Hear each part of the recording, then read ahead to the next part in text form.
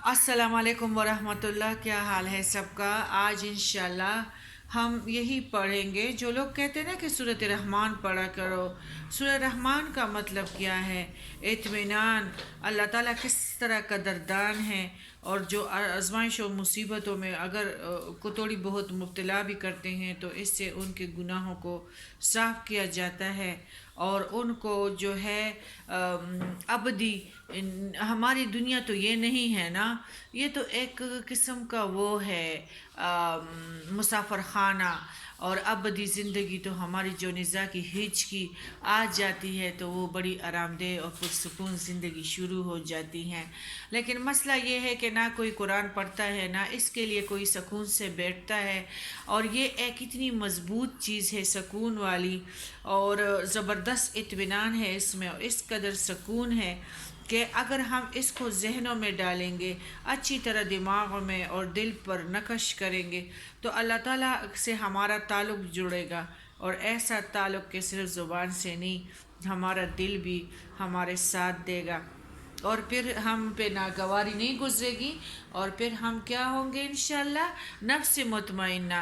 आजकल डिप्रेशन, लोग कहते हैं फैशन हो गया है कि डिप्रेशन की मरीज़ हो गई है, बस वो तो दुनिया से इसी तरह हो गई हैं। अब तो डिप्रेशन की मरीज़ है, ना ना कुछ बाल में कंघी, ना कुछ घर की आरइश हो, बस इसी तरह डिप्रेशन।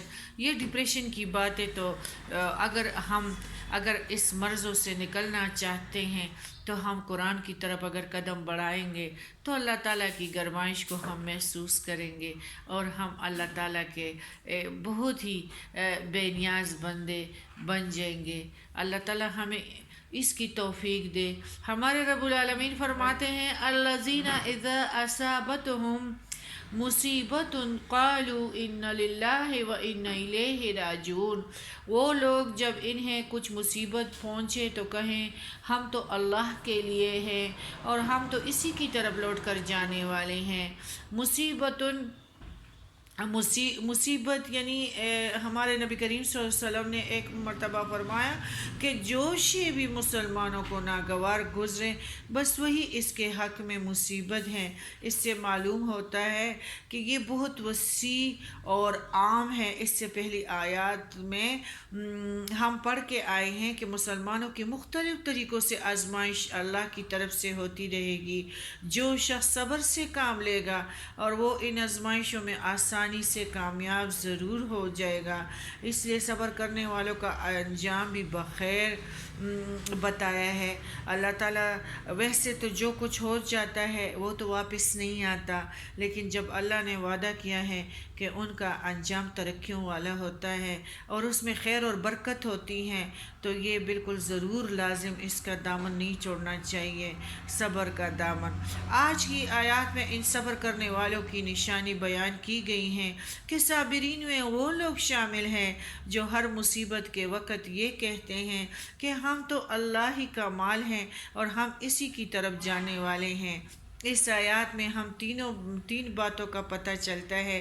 पहले ये कि हम तमाम सब अल्लाह की मलकियत हैं, हम खुद भी और हमारी हर शे भी, और हमारी अपनी नहीं, न बीवी, न बच्चे, न शोहर, न माल, न जायदाद, न वतन, न ख़ानदान, न जिस्म और जान।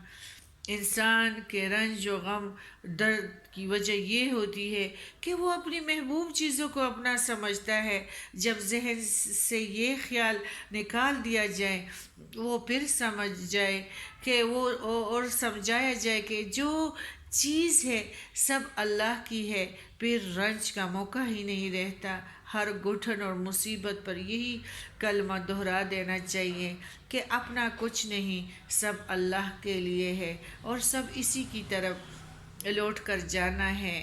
हाँ, दूसरी बात यह है कि रंज और तकलीफ़ ख्वाह कितनी ही बड़ी हो, सब आनी जानी फ़ानी और आर्जी हैं, ना ख़त्म, ये ख़त्म हो जाएगी। लेकिन अबदी ज़िंदगी तो आपको पता है कि आधा दिन भी 500 साल के दुनिया के बराबर है, और पूरा दिन 1000 साल का।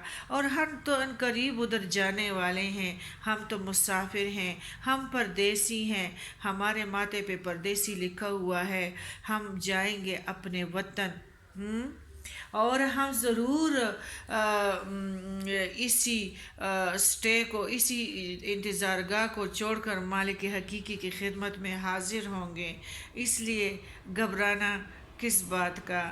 تیسری بات یہ ہے کہ یہ مصیبت اور آزمائشیں یوں ہی بیکار نہیں، ان کا اجر و ثواب اللہ کے پاس ہے، اور اللہ تعالیٰ ہماری ابدی زندگی میں ضرور ہمیں اس کا اجر و ثواب انعامات دے گا۔ اور جو انہیں صبر سے برداشت کر گیا، حق پر ثابت قدم رہا، مقصد حقیقت کو ہاتھ سے نہ چھوڑا، اسے اس استقامت کا اجر، انعام و کرامات اللہ کی طرف سے ضرور ملے گا۔